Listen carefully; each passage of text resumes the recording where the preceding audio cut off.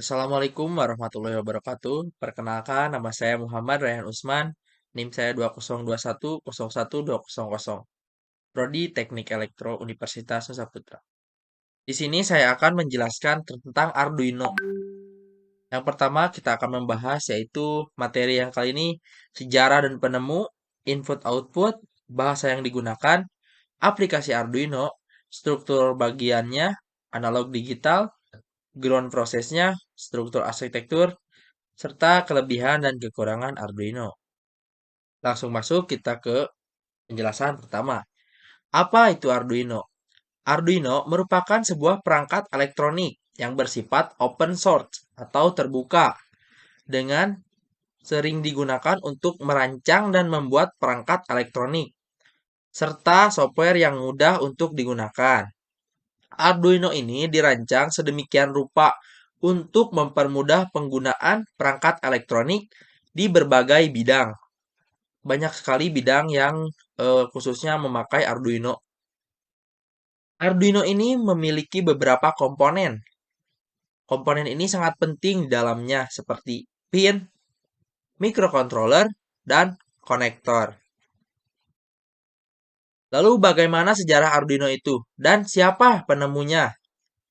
Jadi, pada awalnya Arduino adalah eksperimen seorang mahasiswa yang berkebangsaan Kolombia yang bernama Hernando Barragan yang memiliki gelar PhD dari Universitas of Ivrea, Itali. Dengan risalah adalah Arduino La Rivoluzione del Perangkat Keras Terbuka atau Arduino Revolusi Open Hardware.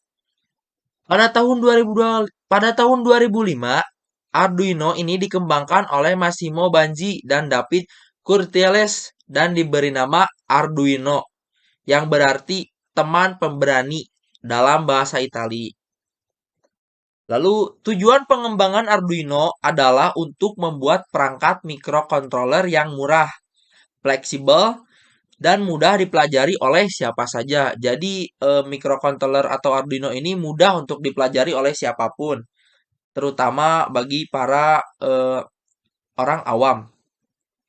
Saat ini, tim pengembang Arduino terdiri dari Massimo Banzi, David Quartiles, Tom Igu, Gianluca Martino, David Melis, dan Nicolas Zambetti. Ini adalah orang-orang pengembang Arduino. Lalu input-output Arduino. Arduino memiliki input dan output yang berfungsi untuk mengakses atau menerima data berupa sinyal analog maupun sinyal digital. Untuk input analognya, sinyal analog menjelaskan variabel fisik yang bervariasi terus-menerus yang berhubungan dengan variabel lain. Untuk output analognya itu, pada keluaran analog, Arduino tidak dapat dihasilkan secara langsung, tetapi harus melewati proses pengubahan keluaran dari analog digital yang memerlukan fungsi komponen digital to analog converter. Jadi harus dikonvert terlebih dahulu ya. Dan untuk bahasa yang digunakan pada Arduino, pada dasarnya Arduino ini menggunakan bahasa pemrograman yang mirip dengan bahasa C. Bahasa pemrograman Arduino ini adalah temuan dari Hernando Barragan di tahun 2003. Bahasa pemrograman Arduino ini terdiri dari 3 bagian, yaitu struktural, struktur, adalah bagian dari bahasa Arduino yang mengandung elemen kode seperti operator. Berikut adalah contoh dan tampilan perangkat lunak saat mengerjakan pemrograman dengan Arduino.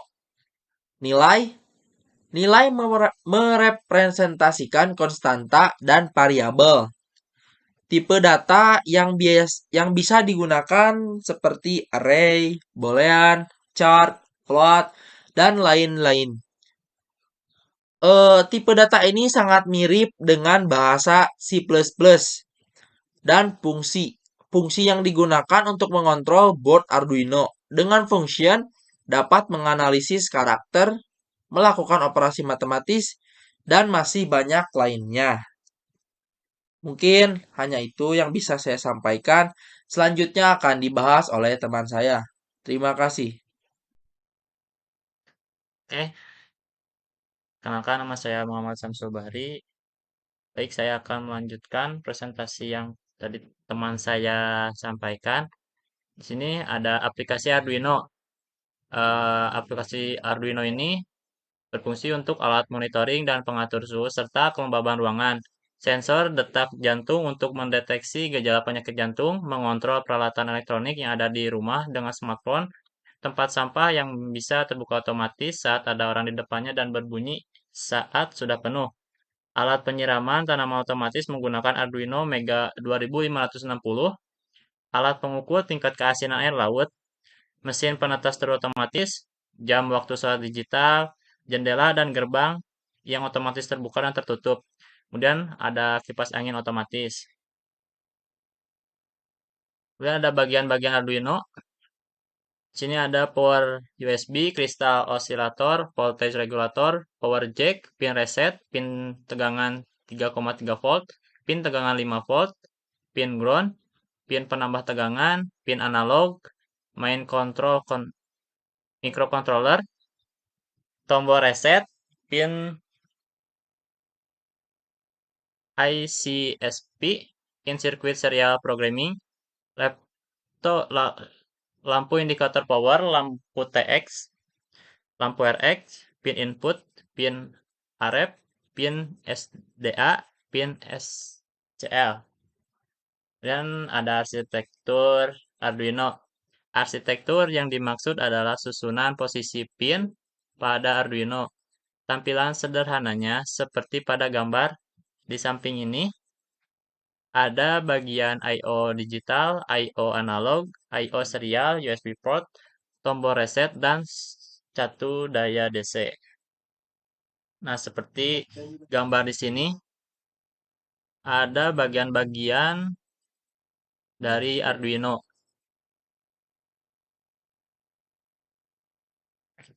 Kemudian ada skate Arduino. Skate adalah istilah untuk kode program Arduino. Tampilannya seperti gambar di samping. Struktur dasar skate-nya sangat sederhana, yaitu terdiri dari fungsi void setup dan void loop. Void setup digunakan untuk bagian deklarasi, sedangkan void loop digunakan untuk kode program yang berulang. Artinya setiap skate yang diketik pada void loop akan di-running secara berulang.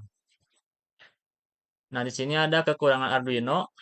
Kekurangannya yaitu beberapa tipe Arduino tidak menyediakan modul wired atau wireless secara built-in. Ruang penyimpanannya terpotong untuk bootloader, tidak bisa install OS dan tidak dapat digunakan sebagai komputer pribadi. Harus memodifikasi seluruh program setiap ingin mengubah atau memodifikasi program lama. Memiliki clock speed yang rendah, memiliki kapasitas memori yang kecil. Dan ada juga kelebihan Arduino, yaitu modul Arduino yang siap digunakan adalah modul GPS, LAN, juga SD card reader. Ada banyak library yang dapat digunakan agar lebih mudah saat bereksperimen. Dapat digunakan di berbagai sistem operasi seperti Windows, Macintosh, OS X, dan Linux, sementara mikrokontroler lainnya terbatas untuk Windows saja. Memiliki Arduino IDE yang digunakan untuk menulis dan mengunggah program ke mikrokontroler. Konsumsinya rendah, harga relatif lebih terjangkau dari platform mikrokontroler lainnya.